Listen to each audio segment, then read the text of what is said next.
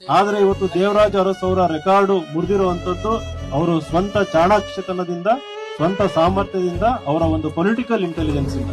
ನನ್ನ ವಿಚಾರದಲ್ಲಿ ಕೆಲವೊಬ್ಬರಿಗೆ ಕೊರಗಿದೆ, ಸಿದ್ದರಾಮಯ್ಯ ಸಾಹೇಬರು ದಾವಣಗೆರೆಗೆ ಬಂದು ಅವರ ವಿರುದ್ಧ ಭಾಷಣ ಮಾಡಬಾರ್ದಿತ್ತು ಅಂತಂದು ಕೆಲವೊಬ್ರು ಹೇಳ್ತಾರೆ. ಆದ್ರೆ ಇವತ್ತಿನವರೆಗೂ ಕೂಡ ನಾನು ಅವ್ರ ಬಗ್ಗೆ ಎಲ್ಲೂ ಕೂಡ ನೆಗೆಟಿವ್ ಆಗಿ ಮಾತಾಡಿಲ್ಲ, ಮುಂದೇನೂ ಮಾತಾಡೋದಿಲ್ಲ. ಇವತ್ತು ಅವರೊಬ್ಬ ಅಭಿಮಾನಿಯಾಗಿ ಅವ್ರ ಮೇಲೆ ಇರುವ ಒಂದು ಕೃತಜ್ಞತೆಯಿಂದ ಇವತ್ತು ಬಂದಿದ್ದೀನಿ. ಯಾಕಂತಂದ್ರೆ ನಾನು ಇಲ್ಲಿ ತನಕ ಬರೋದಕ್ಕೆ ಕಾರಣ ಸಿದ್ದರಾಮಯ್ಯ ಸಾಹೇಬರು. ಈಗ ನಾವು ಹಿಂದೂ ತಿರುಗಿ ನೋಡಿದಾಗ, ದಾವಣಗೆರೆ ಹೋಗಿ ಲೋಕಸಭೆ ಎಲೆಕ್ಷನ್ ಮಾಡ್ತೀನಿ ಅಂತ ಹೇಳಿದಾಗ ಆಯ್ತು ಓಡಾಡು ಅಂತ ಹೇಳಿದ್ದವ್ರು. ಅವ್ರು ಅವತ್ತು ಓಡಾಡು ಅಂತ ಹೇಳಿಲ್ಲ ಅಂತಂದಿದ್ರೆ ನಾವು ಓಡಾಡ್ತಿರ್ಲಿಲ್ಲ, ಇವತ್ತು ವಿನಯ್ ಕುಮಾರ್ ಹೆಸರು ರಾಜಕಾರಣದಲ್ಲಿ ಬರ್ತಾನಿರ್ಲಿಲ್ಲ. ಹಾಗಾಗಿ ಅವರು ಬೆಳೆಸುವ ರೀತಿಗಳು ಯಾವ ರೀತಿ ಇರ್ತವೆ ಅನ್ನೋದನ್ನ ನಾವು ಅರ್ಥ ಮಾಡ್ಕೋಬೇಕಾಗುತ್ತೆ.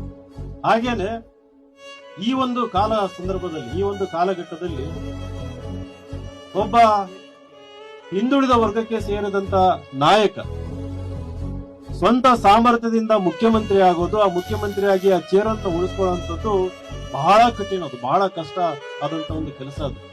ಅದು ಅನ್ಇಮ್ಯಾಜಿನೇಬಲ್ ಅಂತ ಹೇಳ್ಬೋದು ಇಂಗ್ಲಿಷ್ ನಲ್ಲಿ. ನಮಗೆ ಪ್ರೇಕ್ಷಕರಿಗೆ, ಸಾಮಾನ್ಯ ಜನರಿಗೆ ನೋಡೋದಕ್ಕೆ ಅದು ಒಂದು ರೀತಿಯ ರಿಯಾಲಿಟಿ ಶೋ ಅಂತ ಅನಿಸುತ್ತದೆ. ಆದ್ರೆ ಆ ಒಂದು ಪೊಸಿಷನ್ ನಲ್ಲಿ ಇದ್ದು ಅಧಿಕಾರ ಚಲಾಯಿಸಿ ಇಡೀ ರಾಜ್ಯ ನಿಭಾಯಿಸಬೇಕು, ಕುರ್ಚಿನ ಉಳಿಸ್ಬೇಕು, ನಂಬಿದವ್ರನ್ನ ಬೆಳೆಸಬೇಕು, ಇವೆಲ್ಲಾ ಕೆಲಸಗಳು ಒಂದು ಬ್ರೈನ್, ಒಂದು ಮೈಂಡ್ ಮಾಡ್ಬೇಕಂತಂದ್ರೆ ಆ ಮೆಂಟಲಿ ಅವ್ರು ಎಷ್ಟು ಟಫ್ ಇರ್ಬೋದು ಅನ್ನೋದನ್ನ ನಾವೆಲ್ಲ ಇಮ್ಯಾಜಿನ್ ಮಾಡ್ಕೋಬೇಕು. ಅವ್ರು ಇವತ್ತು ರಾಜಕಾರಣದಲ್ಲಿ ಹಲವಾರು ಗುರುಗಳು ಇದ್ರು, ಅವ್ರು ಇಲ್ಲ ಅಂತಂದಲ್ಲ. ಆದ್ರೆ ಇವತ್ತು ದೇವರಾಜ ಅರಸು ಅವರ ರೆಕಾರ್ಡು ಮುರಿದಿರುವಂತದ್ದು ಅವರು ಸ್ವಂತ ಚಾಣಾಕ್ಷತನದಿಂದ, ಸ್ವಂತ ಸಾಮರ್ಥ್ಯದಿಂದ, ಅವರ ಒಂದು ಪೊಲಿಟಿಕಲ್ ಇಂಟೆಲಿಜೆನ್ಸ್ ಇಂದ. ನಮ್ಮ ಹಿಂದುಳಿದ ಸಮಾಜಗಳಲ್ಲಿ, ಶೋಷಿತ ವರ್ಗಗಳಲ್ಲಿ ಒಂದು ಕೊರಗು. ನಾವೆಲ್ಲ ರಾಜ್ಯ ಪ್ರವಾಸ ಮಾಡಬೇಕಾದ್ರೆ ಹಲವಾರು ಯುವ ಮುಖಂಡರುಗಳಲ್ಲಿ, ಹಾಗೆ ಹಳೆ ತಲೆಗಳು ಅಂತ ಏನ್ ಹೇಳ್ತೀವಿ, ಅವ್ರ ಮಾತಲ್ಲಿ ಒಂದು ಬರ್ತದೆ, ನಮ್ಮನ್ನ ಸಿದ್ದರಾಮಯ್ಯ ಸಾಹೇಬರು ಬೆಳೆಸಲಿಲ್ಲ ಅನ್ನೋ ಒಂದು ಕೊರಗು ಎಲ್ಲರೂ ಹೇಳ್ತಾ ಇರ್ತಾರೆ. ಆದ್ರೆ ಅದನ್ನ ನಾನು ಒಪ್ಪೋದಿಲ್ಲ. ಯಾಕೆ ಒಪ್ಪೋದಿಲ್ಲ ಅಂತಂದ್ರೆ, ಅವರು ಬೆಳೆಸಬೇಕು ಅಂತ ಅವ್ರ ಮನಸ್ಸಲ್ಲಿ ಗಟ್ಟಿಯಾಗಿ ಖಂಡಿತವಾಗಿಯೂ ಇದೆ. ಆದ್ರೆ ನಾವು ಕೂಡ ಬೆಳಿಬೇಕು, ಸ್ವತಂತ್ರವಾಗಿ ಬೆಳಿಬೇಕಾದ್ರೆ ಅದಕ್ಕೆ ಬೇಕಾದಂತ ಮೌಲ್ಯಗಳು, ಸಾಮರ್ಥ್ಯ, ಪ್ರತಿಭೆ, ಗುಣಲಕ್ಷಣಗಳು, ಶಿಕ್ಷಣ, ಮಾತುಗಾರಿಕೆ, ಈ ಎಲ್ಲಾ ತಂತ್ರಗಾರಿಕೆ, ಇವೆಲ್ಲವನ್ನೂ ಕೂಡ ನಾವು ಕಲಿತು ಅವರ ಮುಂದೆ ಹೋಗಿದ್ರೆ ಖಂಡಿತವಾಗಿ ಅವರು ಬೆಳೆಸ್ತಿದ್ರು ಅನ್ನೋದು ನನ್ನ ಒಂದು ಭಾವನೆ.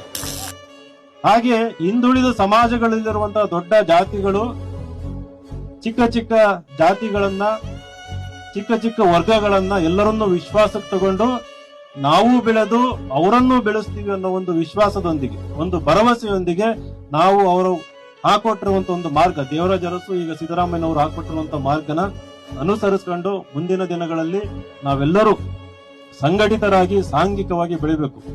ಮುಂದೆ ಹಿಂದುಳಿದ ವರ್ಗದವರು ಸಿಎಂ ಆಗೋದು ಇನ್ನೂ ಬಹಳ ಕಷ್ಟ ಆಗ್ತದೆ. ಯಾಕಂತಂದ್ರೆ ಈಗಲೇ ಬಹಳ ಕಷ್ಟ ಇತ್ತು, ಮುಂದೆ ಆಗೋದು ಇನ್ನೂ ಬಹಳ ಕಷ್ಟ ಆಗ್ತದೆ.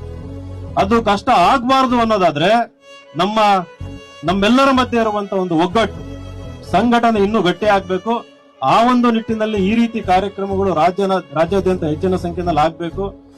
ಹಾಗೇನೆ ಈ ಒಂದು ಸಂಘಟನೆಯಿಂದಿರುವಂತಹ ಯುವಕರು, ಆ ರೀತಿ ಸಂಘಟನೆಗಳು ಹೆಚ್ಚಿನ ಸಂಖ್ಯೆಯಲ್ಲಿ ಬರಲಿ, ಈ ರೀತಿ ಹೆಚ್ಚಿನ ವೇದಿಕೆಗಳು ಸೃಷ್ಟಿಯಾಗ್ಲಿ ಅಂತ ಹೇಳಿ ನಮಗೆ ಕರೆದು ಒಂದು ಅವಕಾಶ ಮಾಡಿಕೊಟ್ಟಿದ್ದಕ್ಕೆ ನಮ್ಮ ನವೀನ್ ಅವರು, ಮನೋಹರ್ ಅವರು ಹಾಗೂ ಹೃದಯಗೌಡ ಅವರೆಲ್ಲರಿಗೂ ಧನ್ಯವಾದ ತಿಳಿಸಿ ನಾನು ಒಂದೆರಡು ಮಾತು ಮುಗಿಸ್ತೀನಿ.